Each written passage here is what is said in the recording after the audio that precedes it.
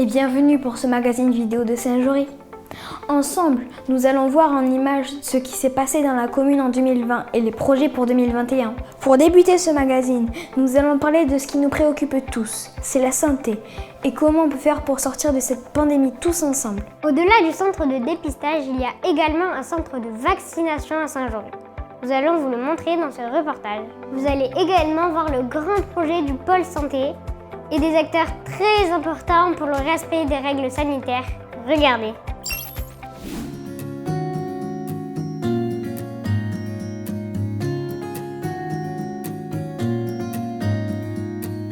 Les aiguilles sont tellement fines que vous ne sentez même pas qu'on vous pique. Alors, c'est franchement... C'est pas comme quand on était petit. Quand on était petit, on nous piquait avec des aiguilles bien plus épaisses que ça. Même pas mal pour ce couple de médecins venus se faire vacciner dans la commune. Et pour le bien de tous, voici leurs conseils. Faites-vous vacciner, c'est la seule façon de sortir de ce marasme dans lequel on est.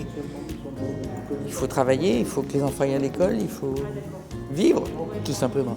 Parce que c'est la seule façon de se prévenir d'une maladie depuis 50 ans. Toutes les vaccinations, c'est pareil. Sans aucune réticence. C'est une grande découverte et qui sera à la base de beaucoup de vaccins maintenant. Et des équipes médicales très enthousiastes se relaient sans relâche pour ce centre qui couvre également la population du nord de la Haute-Garonne. Je suis épatée par le nombre de personnes qui répondent aux appels, oui, c'est bien. J'espérais que ce soit comme ça. Il faut absolument que tout le monde passe le mot et que les gens viennent se faire vacciner pour qu'on se sorte le plus vite possible de la crise. Mais je pense que oui. Déjà, l'un par l'autre, ça va se faire. Vous êtes optimiste? Oui, très. Il faut. Mais le personnel SONA est très optimiste toujours. Nous sommes maintenant à la pharmacie pour parler du pôle santé. Ce grand projet va permettre de regrouper les services médicaux dans un même lieu. Le 15, une réalisation immobilière en cours de construction en entrée de ville. Un pôle qui est le fruit d'une vraie concertation entre les élus et les professionnels de santé. Une grande satisfaction déjà pour ce projet de santé mené de front depuis une année. Une grande satisfaction pour les Saint-Joriens, pour les communes autour aussi, puisqu'il va y avoir un projet de santé commun entre les médecins, les pharmaciens, infirmières, kinés. Ça va permettre une accessibilité aux soins plus facile pour les habitants. Nous aurons également des spécialistes qui pourront venir consulter au sein de cette maison de santé. Donc que du positif pour la médecine et pour les habitants de Saint-Jory. Et voici la police municipale. Pourquoi ? Parce qu'au-delà de ses missions de sécurité, c'est aussi un acteur majeur en termes de respect des mesures de santé publique. Des policiers qui saluent le civisme des habitants. On tient à remercier les Saint-Joriens par rapport au respect dont ils ont fait preuve pour les périodes de confinement, tant par rapport aux gestes barrières qu'au respect des mesures de confinement elles-mêmes. L'effectif de la police a doublé en 2020 en passant de 4 à 8 personnels et un déménagement est déjà programmé en entrée de ville. Profitant de bâtiments nouveaux qui sont en train de sortir de terre, il y a une partie des bâtiments qui ont été réservés par la mairie pour créer un nouveau poste de police qui aura une envergure plus importante, qui sera en mesure d'accueillir plus efficacement la population et aussi les agents pour leurs différentes missions. L'année 2020 aura vraiment été une année très particulière. Personne ne s'y attendait et puis le coronavirus est arrivé. Devant cette catastrophe sanitaire, il a fallu s'organiser pour faire face et se protéger mutuellement. Et ce soutien, il est venu de tout le monde. Les habitants, la mairie, les associations, mais aussi les commerçants, les entreprises et bien d'autres. Chacune et chacun a souhaité apporter sa pierre à l'édifice avec un maître mot, le mot solidarité. Chloé, élève de 6e à Saint-Jory, l'a écrit. La solidarité, c'est simplement l'entraide entre personnes. Et l'avantage de la solidarité, c'est que quand vous aidez une personne, elle vous aidera sûrement quand vous en aurez besoin. Et au final, tout le monde gagne quelque chose. Et Chloé a bien raison. Alors dès le début, la mairie a mis en place des réseaux et des salles d'attente en préfabriqué pour recevoir les patients en toute sécurité. Des dizaines de milliers de masques ont été distribués en plusieurs vagues successives, certains de confection locale avec les couturières de l'association Les Aiguilles 31 avec des machines à coudre offertes par le magasin Marat Textile de Saint-Alban. Pour l'aide alimentaire, des repas gratuits et des gardes pour les enfants des soignants et des professions de première ligne. Des milliers de repas offerts, des pizzas et le portage de paniers repas chez les personnes âgées. Des bons de 50 € pour chaque famille, un coup de pouce pour le pouvoir d'achat et pour aider les commerces de proximité et les producteurs locaux. Pour l'aide psychologique, des séances de sophrologie en audio et visio, pour occuper les enfants, des concours pour révéler leur créativité, et puis la culture avec les livres de la bibliothèque livrés à domicile.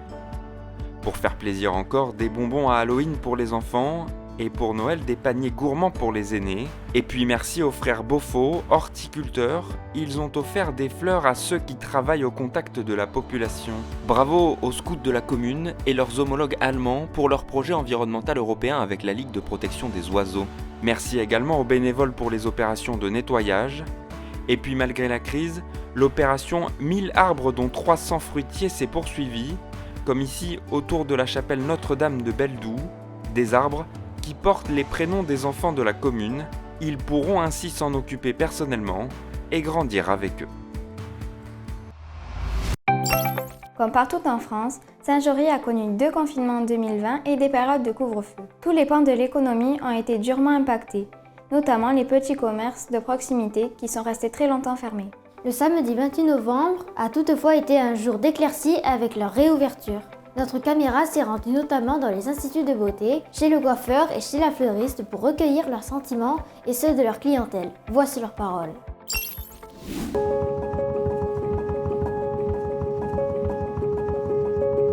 Je suis contente de retrouver mes clientes, mon travail. Et voilà, il me tardait parce que un mois à la maison, c'est long. J'ai tenu à venir le premier jour parce que c'était très urgent avec mes mèches blanches. J'en avais vraiment ras-le-bol. Ah bah oui, c'est toujours important le commerce de proximité. Déjà on l'aide tant qu'on peut. Bon, il y a des fois c'est pas toujours facile, hein, Romain. Mais les petits commerçants font vivre la commune et c'est normal qu'eux aussi puissent vivre tout simplement de leur travail. Après il y a la problématique de tout le monde. Pour le marché c'est exactement pareil. Pour le marché qu'on a le dimanche matin, on avait donc uniquement l'alimentaire et maintenant tout ce qui est habillement, vêtements peuvent en faire revenir. Donc c'est la vie qui reprend petit à petit. C'est une bonne chose. Il était temps pour Noël en plus.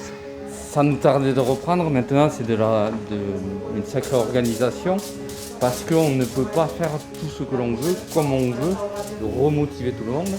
Et ça c'est compliqué. Mais après voilà, vu que bon, j'ai une équipe sympa donc ça se fait correctement. On souhaitait reprendre rendez-vous au plus court, puis reconnecter un petit peu avec la vie active et celle des commerçants. Voilà, donc c'était un souhait de sortir un petit peu du confinement ce dernier mois. Voilà. On a besoin quand même, on a un métier de contact, donc voilà, on a plaisir de reprendre un peu, de retrouver les collègues, les clients, de se lever le matin pour une raison. Voilà.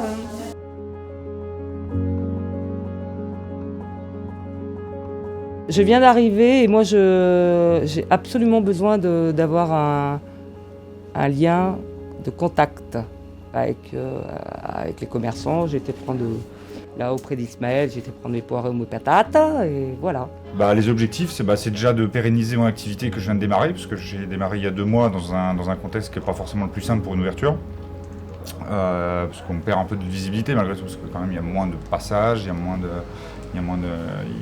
monde. Donc le but sur l'année qui vient, en tout cas pour moi, c'est vraiment d'arriver à construire une clientèle ici, à essayer d'expliquer aux habitants de Saint-Jory et autour ce qu'on y fait, quel est l'intérêt d'aller chez un caviste plutôt que d'aller acheter du vin dans une grande surface. Et voilà, et puis essayer de développer cette activité-là.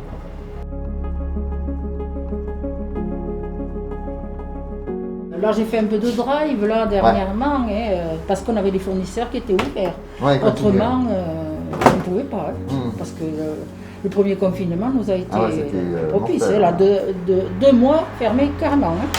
Ça va reprendre, oui, bon, j'ai espoir, moi. Pour les fêtes, quand même. Oui, j'espère. Ah oui, parce que s'ils ne nous faisaient pas faire Noël, c'était pas la peine. Tout le monde fermé. Je pense qu'ils ont fait le confinement justement pour pouvoir un peu débloquer pour les périodes de fête. Sinon, Nous, c'est Noël, Saint-Valentin, fête des mères. Ouais. Après le reste, zéro. Non, le confinement c'est bien, mais il faut que ce soit accepté. Mais et voilà. Là, trop. Comme vous voyez, comme les restaurateurs, les pauvres, ouais, là c'est un peu exagéré, je trouve.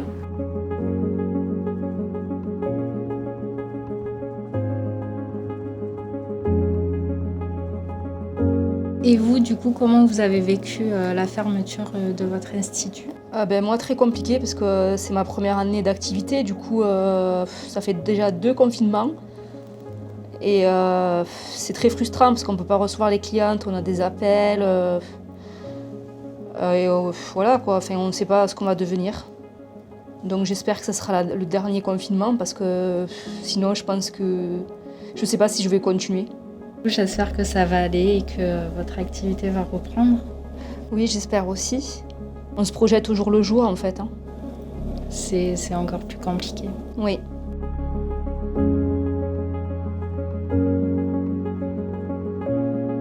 Vous, psychologiquement, de nous dire tout d'un coup de reprendre comme ça aussi rapidement samedi, alors qu'on ne s'y attendait pas. Et pour beaucoup de collègues, ça a été très compliqué aussi. Après, j'ai vu que vous avez mis quand même plein de choses en place pendant le confinement, des bons cadeaux, des vidéos sur les réseaux sociaux, choses qu'on ne fait pas en temps normal. Ben ouais, j'ai vu, c'était cool. C'était chouette, du coup, notre moyen de communiquer avec nos clientes. Et puis voilà, et puis maintenant, du coup, tout le monde a repris ses rendez-vous pour les fêtes, pour l'après-confinement. Donc voilà, maintenant on croise les doigts, il faut que ça continue comme ça. On va parler éducation maintenant, avec différents établissements de Saint-Jory. Comme vous le savez, cette année a été très particulière, à la fois pour les élèves, les parents et les professeurs, avec les cours en présentiel et l'école à la maison. Mais 2020 a été également marqué par des aménagements, des agrandissements et l'inauguration d'un groupe scolaire privé.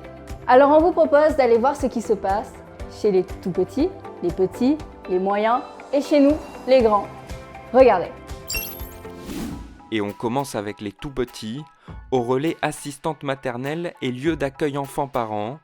Ici, la municipalité a offert des masques transparents.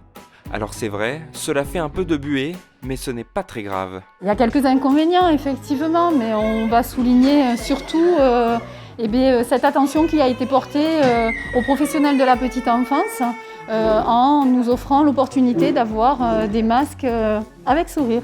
Pour tous, la crise sanitaire, elle est dans la posture que l'on va prendre. On la ressent avec la posture que l'on prend. Et notre façon de faire aujourd'hui n'a pas changé, si ce n'est qu'on a un masque sur le visage. Mais on a gardé exactement la même posture et on est à l'écoute des besoins des enfants et des familles.